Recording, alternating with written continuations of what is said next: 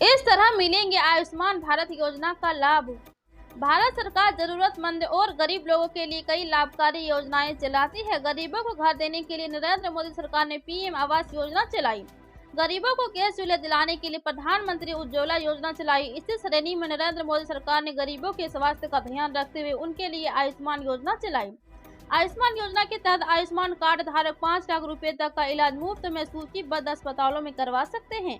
अगर आप भी हैं आयुष्मान कार्ड धारक तो कैसे ले इस योजना का लाभ, आइए जानते हैं। 2024 चुनाव में बीजेपी दर्ज करेगी ऐतिहासिक जीत। तीसरी पारी में टॉप 3 अर्थव्यवस्था बनेगा भारत, सूरत में बोले पीएम मोदी।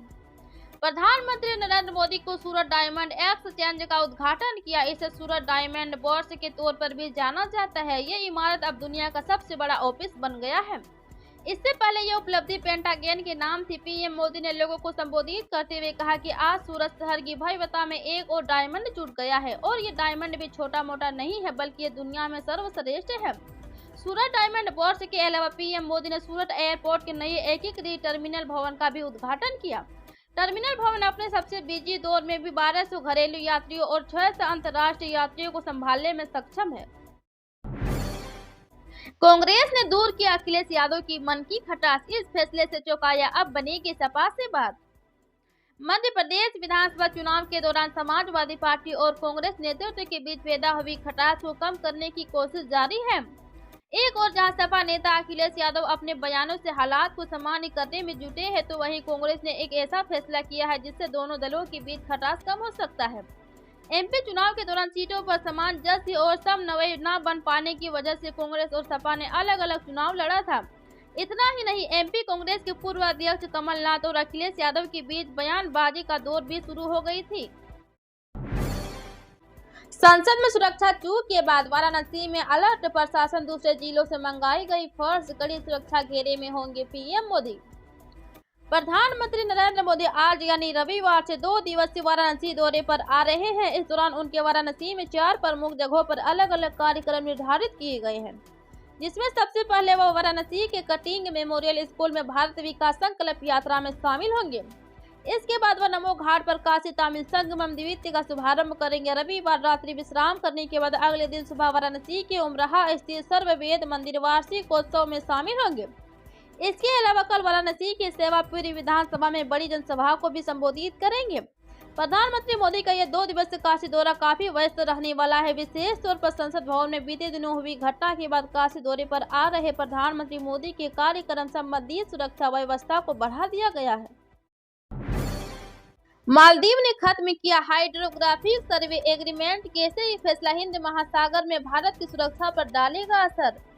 जब से मालदीव की नई सरकार सत्ता में आई तब से ही ये देश भारत को एक के बाद एक झटके दे रहा है। कुछ दिन पहले ही मालदीव की मोइजू सरकार ने भारतीय सैनिकों की वापसी की मांग माने जाने का दावा किया था। अब इसी देश ने साल 2019 में भारतीय और मालदीव के बीच हुए जल समझौते हाइड्रोग्राफिक सर्वे एग्रीमेंट को खत्म करने की बात कही है। दरअसल इस समझौते को 7 जून 2024 को रिन्यू किया जाना था, लेकिन अब मालदीव ने इसे आगे नहीं बढ़ाने का फैसला किया है। रिपोर्ट की माने तो मालदीव सरकार के इस फैसले से भारतीय उच्चायोग को इसकी जानकारी भी दे दी है। इंडिया की मीटिंग से पहले दिल्ली में यूपी के नेताओं के साथ मंथन करेंगे कांग्रेस के शीर्ष नेता। खास हैं 5 राज्यों के विधानसभा चुनाव में निराशाजनक प्रदर्शन के बाद कांग्रेस की नजरें अब लोकसभा चुनाव पर टिक गई है। पार्टी ने देश के सबसे बड़े राज्य उत्तर प्रदेश में अब चुनावी जोर आजमाइश शुरू कर दी है। यूपी की प्रभारी प्रियंका गांधी वाड्रा लगभग 1.5 साल से उत्तर प्रदेश नहीं आई है। वह प्रदेश के नेताओं से मिल भी नहीं पाई थी। उनके उत्तर प्रदेश का प्रभाव छोड़ने की चर्चा भी थी। इस बीच कांग्रेस का केंद्र नेतृत्व को यूपी कांग्रेस के वरिष्ठ नेताओं के साथ रणनीति बैठक करने जा रहा है। पीएम मोदी ने एमपी समेत 5 राज्यों में किया विकसित भारत संकल्प यात्रा का शुभारंभ। उज्जैन में मौजूद रहे सीएम मोहन यादव। प्रधानमंत्री नरेंद्र मोदी को मध्य प्रदेश समेत 5 राज्यों में विकसित भारत संकल्प यात्रा का हरी झंडी दिखाकर वर्चुअली शुभारंभ किया। उज्जैन में आयोजित राज्य स्तरीय कार्यक्रम में मुख्यमंत्री डॉक्टर मोहन यादव विशेष रूप से उपस्थित थे। पीएम मोदी ने सरकार की विभिन्न योजनाओं के लाभार्थियों से वर्चुअली संवाद भी किया। एमपी के अलावा जिन राज्यों में यात्रा शुरू की गई है उनमें राजस्थान, छत्तीसगढ़, तेलंगाना और मिजोरम शामिल है। पीएम मोदी ने कहा कि वर्ष 2047 तक भारत विकसित देश होगा। विकसित भारत संकल्प यात्रा की यही उद्देश्य है, हम सभी अच्छा करें और देश को अच्छा बनाएं। दिल्ली के एलजी का सीएम केजरीवाल को जवाब, फरिश्ते योजना रोकने के आरोप शरारतपूर्ण। दिल्ली के उपराज्यपाल वी.के. सक्सेना को दिल्ली के मुख्यमंत्री अरविंद केजरीवाल को जवाब देते हुए फरिश्ता योजना को रोकने के आरोपों का खंडन किया है। उन्होंने इसे जिम्मेदारियों से बचने के उद्देश्य से अहंकार की पूर्व सोच समझकर की गई कवायद करार दिया। एलजी सक्सेना की जवाबी प्रतिक्रिया से आप सरकार और राजनिवास के बीच बढ़ती कानूनी खींचतान का प्रतीक है। दिल्ली सरकार द्वारा संचालित फरिश्ता योजना का उद्देश्य राष्ट्र राजधानी में सड़कों पर दुर्घटनाओं से शिकार होने वाले लोगों को मुफ्त और त्वरित उपचार प्रदान करना है। उपराज्यपाल ने अपने पत्र में कहा है कि फरिश्ता योजना स्वास्थ्य और वित्त विभाग के अंतर्गत आती है, जो केजरीवाल और आप मंत्रियों के नियंत्रण में आते हैं।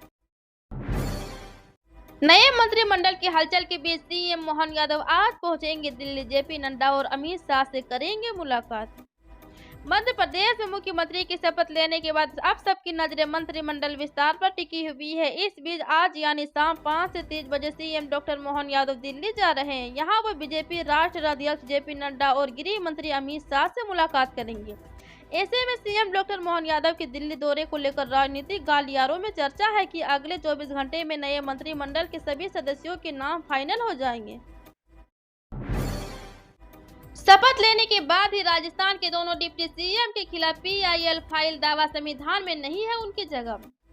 राजस्थान में बीजेपी ने नए मुख्यमंत्री भजन लाल शर्मा के साथ 2 उप मुख्यमंत्रियों की नियुक्ति को दिया कुमारी और प्रेमचंद बैरवा ने डिप्टी सीएम की शपथ ली और अपना कार्यभार संभाला। इसके तुरंत बाद ही एक नए विवाद ने जन्म लिया। दरअसल शपथ ग्रहण के अगले ही दिन दोनों उप मुख्यमंत्रियों के खिलाफ जनहित याचिका दायर कर दी गई।